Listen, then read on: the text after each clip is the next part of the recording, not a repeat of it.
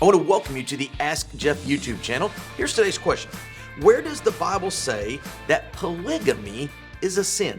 This concept or idea of multiple wives, multiple spouses. Well, I guess the best passage to begin is in Matthew chapter 19. Matthew chapter 19, Jesus is in an audience of those that are disagreeing with not only his identity as the prophesied Messiah, but struggling with his, shall we say, interpretation of Scripture. Now remember, earlier in the Gospel of Matthew, with what we know as the Sermon on the Mount, there's this clarification, it is written, but I say, you say, but I contradict. And really, Jesus isn't saying, hey, it's always been interpreted this way, let me give you a new interpretation. What Jesus was saying is, allow me to clarify what the real interpretation is. Now, that being said, in chapter 19 of Matthew, they are questioning marriage. Who should get married to who, where, why, what, all those great questions. And Jesus makes a statement, which, by the way, goes all the way back to the book of Deuteronomy in specific and Genesis in its origin, where he says, from the beginning, it was a male and a female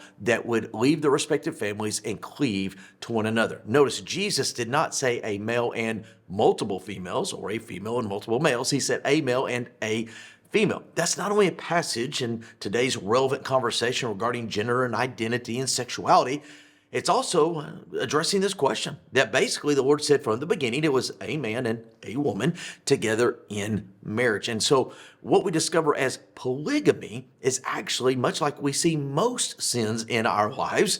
It is kind of this human, shall we say, rationalization of expression of life outside of God's will, way, and word that we always seem to justify to meet the ends of our discussion. For example, the book of Genesis, we have a man by the name of Abram.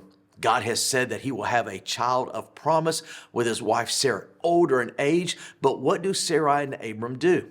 They rationalize there's no way they can have a child at their age. So why don't you, Abram, go with Hagar, my handmaid, and have another child?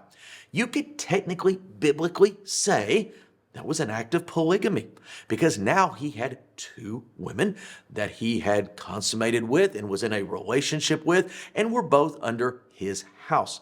What did the Lord say about it? Not good. Not good at all. How did it begin? A rationalization, a justification of the means which would produce the end. That being said, there's a host of individuals all throughout, particularly the Old Testament, that practice polygamy. In fact, some of the most famous ones, including whom we know as Moses and David, and shall we say Solomon, with a whole bunch of them.